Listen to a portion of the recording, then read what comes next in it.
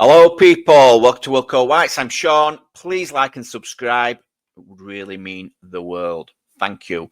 So, Sheffield United preview. I've got to first touch on the Sunderland game. I've been away this week on holiday with a fiance. Nice, relaxing week away. But I'm back, and it's great to be back. I did watch the game while I was away. Obviously, Sunderland. So, let's get into it. 2-1 win. Fantastic result for Leeds United. Didn't start off the best for us, though, did it? I do like Sunderland. I've got to say, they do come out and try and play football. I think they're going to do really well. They're definitely in the playoffs. Possibly could snatch a top 2 spot. I wouldn't mind them if they did that. I do like them. I like them as a club. They're a good, young, upcoming team. I like what I see. They've got some good players. But they came at us within 2 minutes. Melié's having to make a double save. Fantastic. Melié again, standing up strong, doing what he needs to do. The first save were good, but for him to get back up and make the second, we've seen him do this before as well. So it's good to have sort of like the old Melié back.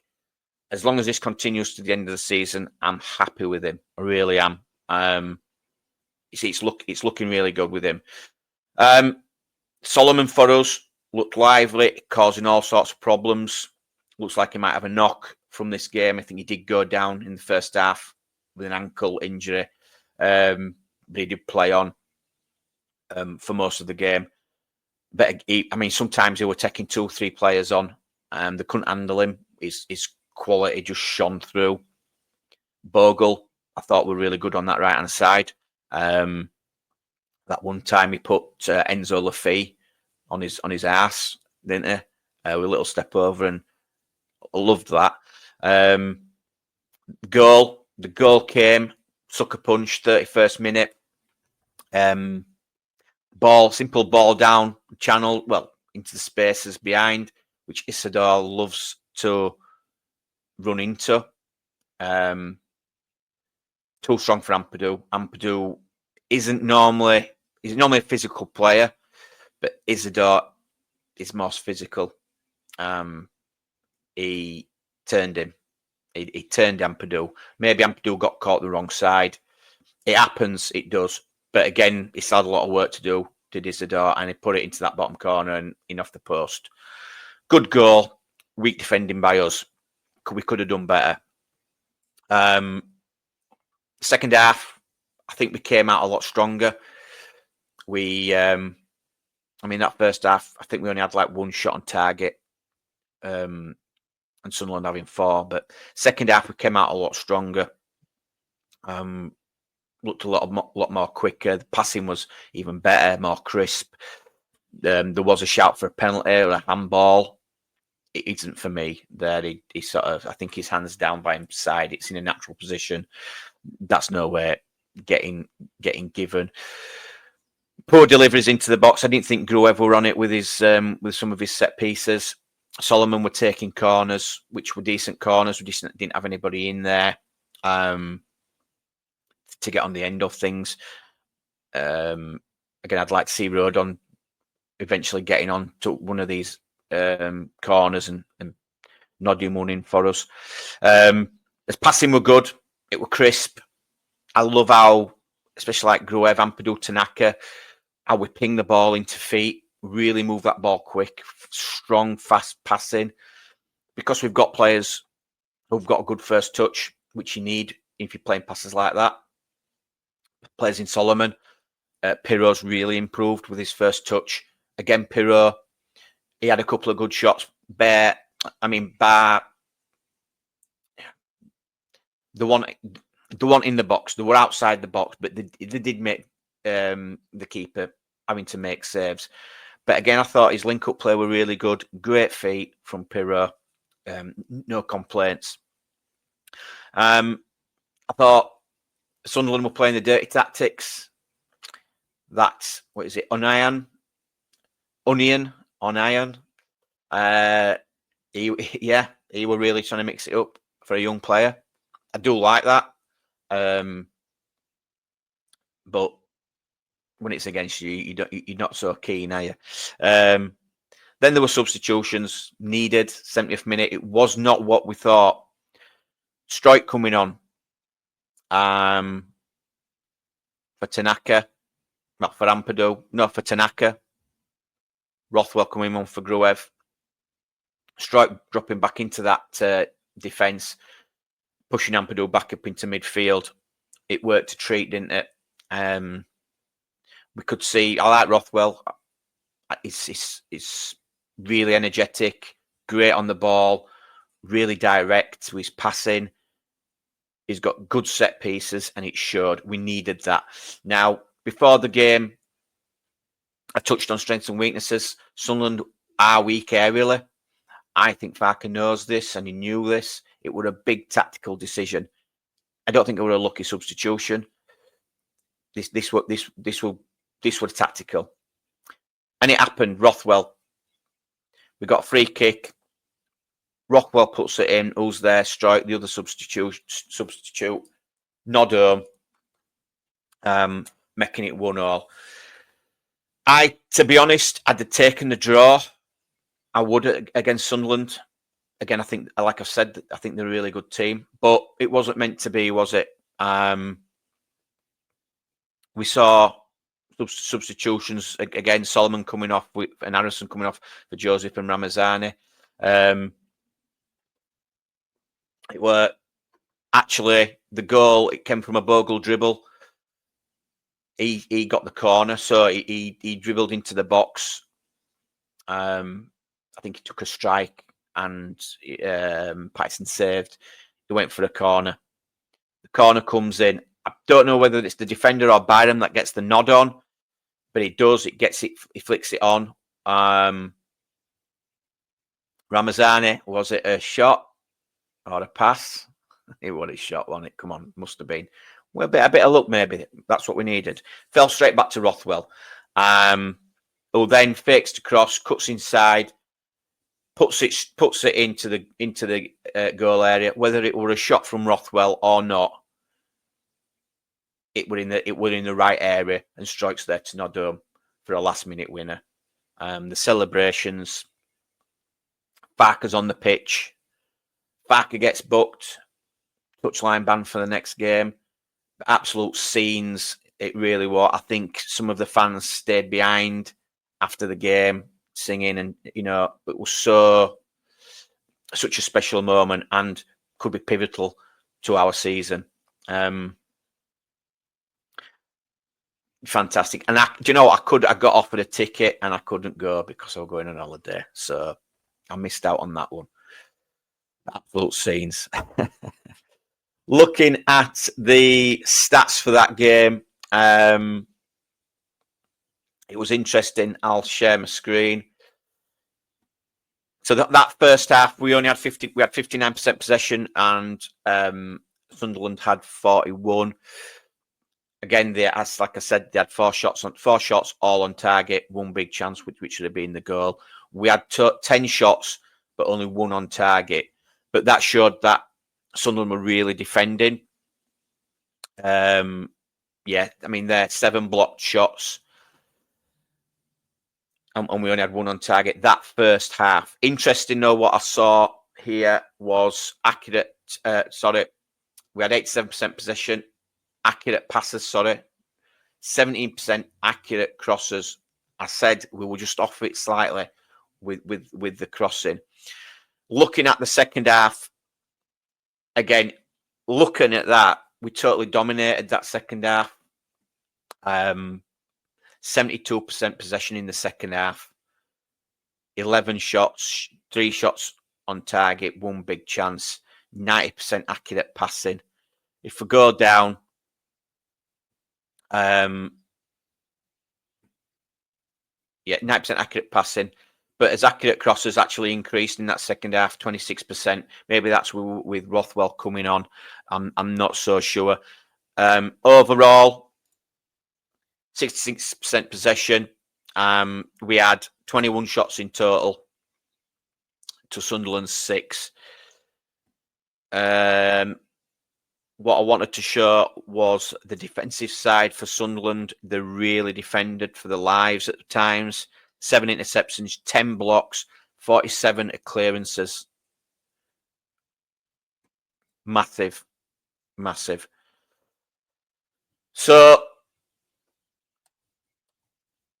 as you can see, we were on top. We were on top most of the game. They did have a little bit of chances at the beginning, and obviously got the goal, but we managed to claw it back. So, moving on to the Sheffield United game, we'll actually do the presser first, because not massive on the. It wasn't not a lot to talk about, was there? Obviously, there's a touchline ban, which is a bit ridiculous, isn't it? I mean, he stepped onto the field for a little bit. Come on, we're celebrating here. Emotions. This is what football's about. It's about emotions. And for some daft reason, the officials or whoever's making these decisions, they're just trying to suck the life out of the game, aren't they? You know, with VAR and stupid decisions like, oh, well, if you encroach onto the pitch and celebrate a goal, you're going to have to get booked. What about the subs that ran onto the pitch? They didn't all get booked. Just makes you think, doesn't it? Really does. And I said, it wasn't like he were on the field very long either. But yeah, got his third yellow card and gets his touchline ban for the Sheffield United game. Farke he's trying to play it down. Win, lose or draw this game, it doesn't really change a lot. Yes, okay, Sheffield will go a point above us, but we're still in the promotion spot. So I sort of agree with him. I'd take a draw. Would love the win. Also, he was asked about the Rangers links. What a stupid question to ask Daniel Farke. Honestly, I don't know how some of these reporters or journalists or where they are get jobs, because some questions are just stupid. What has Daniel Farke got anything to do with this? It's ridiculous. It really is. And if it happens, it happens. So what? It's not going to affect Leeds United. I'm not going to get into it. We talked about it on Late Night Leeds last night, but it's just ridiculous if that what some fans are saying. You know, we're going to be selling the. Oh, that's it. We're selling up. They're going to move to rent. No, it's not. Let's find out all the facts first. Even if the 49ers are buying a stake, which it is, it's going to be a separate consortium with another American company. It might be just be 10%. It don't matter. Don't worry about it. It's not going to affect Leeds United in the slightest. It might be good for Leeds United. Let's just calm down. So, yeah, stupid question to ask Daniel Farke. Obviously, he patted it away. What goes on behind the scenes or within the business of the 49ers enterprises has got nothing to do with Daniel Farke. All right? It's like me going to my boss and telling him how to run his business. It's not going to happen, right? So, team news, we know Bamford's still out, Verba's still out. Concern about Solomon, bruised leg. I think it could be from that tackle in the first half of the Sunderland game. I'm not sure. He's got until Sunday to get back into training to make it into the squad for Monday. I think Sunderland, Sheffield United have the same issue with him. He's been out. But he might be back. I don't know. It could be smoke. Just try and put us off the scent. But if Hamer's missing for Sheffield United, it's a big miss for him or for them. And that were really it on the presser. Nothing else to really talk about. So let's move on to Sheffield United. Play Monday, 8 p.m. Again, they don't worry me as much as The Sunderland game did, even though we are away as well at Bramall Lane. It doesn't worry. It doesn't worry me as much. I don't think Sheffield United are as good as Sunderland. I'm going to look at Sheffield's, last few games. Let's have a look. They do have good players, but if Hamer's missing, it's a big miss for them. Let's have a look. The last game was a 1-0 win. See, the last game was just a 1-0 away win at Luton Town. Yeah. Not very good, is it? I mean, there has been I'm going to share this. This is the game against Luton Town. Luton Town had 14 total shots, 5 on target, 48% possession. It looked a really close game. Possibly looking at that, Luton should have got more out of the game. I'm going to look defensively. Yeah. 27 clearances.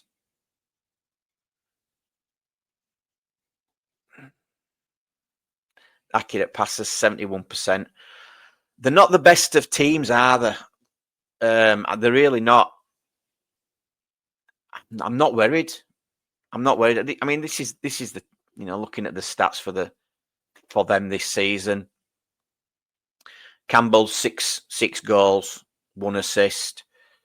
Bertrand Diaz, who we know is a good player, 2 goals, 1 assist.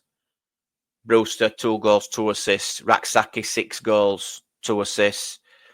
Decent. They've bought well. They've brought Chowdhury in from Leicester and Diaz in. Good players. I like De Souza. He's a good midfielder. Decent at the back. Good goalkeeper in Cooper. And, that Ahmedhodzic, he's got 2 goals. Again, though, it's nothing. It's nothing I'm worried about. I look at that squad, and there's not really any player apart from Bertrand Diaz I'm worried about. And if Hamer's out, okay, Raksaki is a decent player. Well, let me look at the Middles. I'm going to look at the Middlesbrough game as well. The beat Middlesbrough 3-1. Stats for that game again. Not a lot of possession. It was a very even game, really. They did have a lot more shots. Yeah,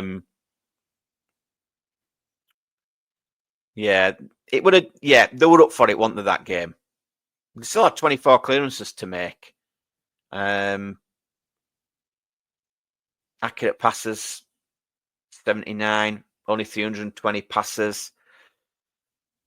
Yeah, I'm not that worried with him. I'm really not. I think we'll beat him 2-0. I'm going 2-0. I mean, the form's good. What they tend to do is it's a bit like Ipswich last season. They grind out them results, and they're grinding out the results.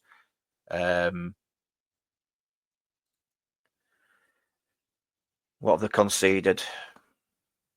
Yeah, they've only conceded 2 goals in the last 5 games, winning 4, losing 1. But again, I'm not bothered. We're just so much better than everybody else. Will be interesting to see the lineup for us. Does Stroik come back in? This is a good conversation that we're going to have. I think Stroik does come back in, knowing Daniel Farker. He's not going to drop Ampadu. Ampadu will push back up into midfield alongside Tanaka. That's what I can see. As much as I do like Rothwell. At the minute, I think Rothwell is playing better in midfield than what Ampadu would. Although Ampadu's not played as much, we know I just think we need strike back in that side now, and to give us that aerial presence, and then hopefully, we have Solomon who can put in. We know we can put in good balls into the box, good set pieces. Hopefully, he could be the one that steps up and takes that role. I think that's what he's going to go with, Daniel Farke. So that's just touching on the Sheffield United game. Like I said, I think we'll come out winners on that. What's the table? Yeah, we're 2 points out. We're in front. Will be massive. Take us 5 points clear of Sheffield United. Really increase that gap over Burnley as well. Interesting. So,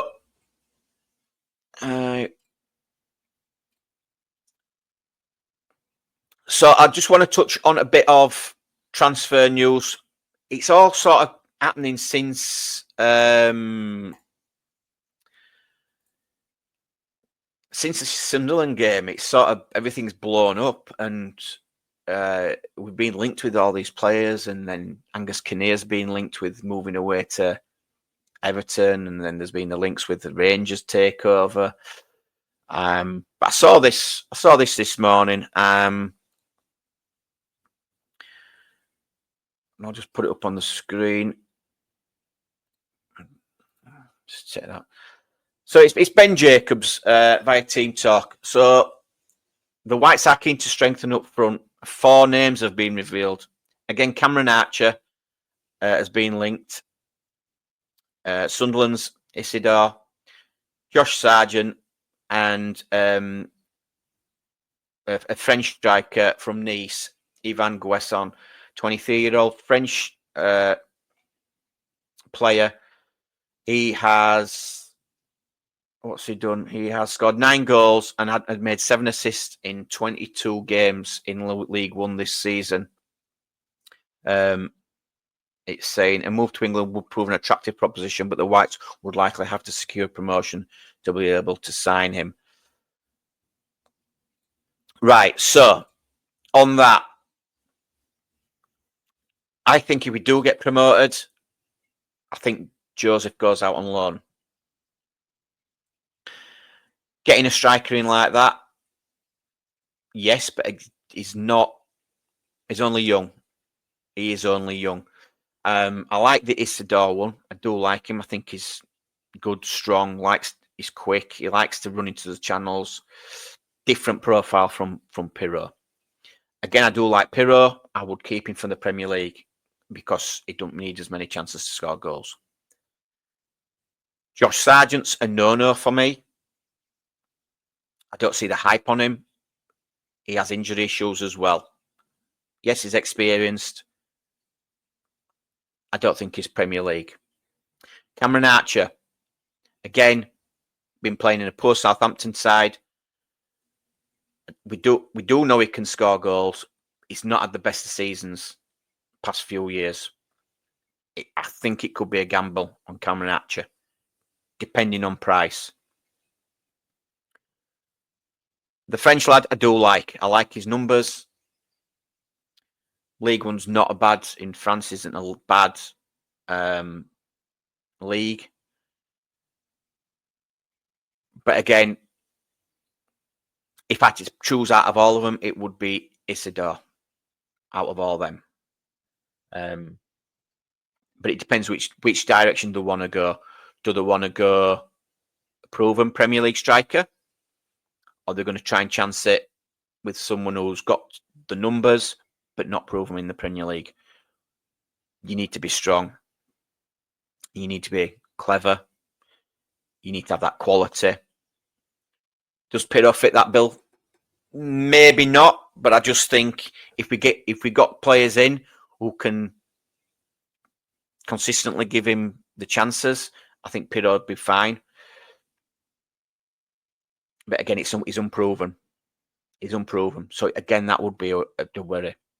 So I don't know which way it's going to go. Like I say, out of all of them, it would be Isidore from Sunderland for me.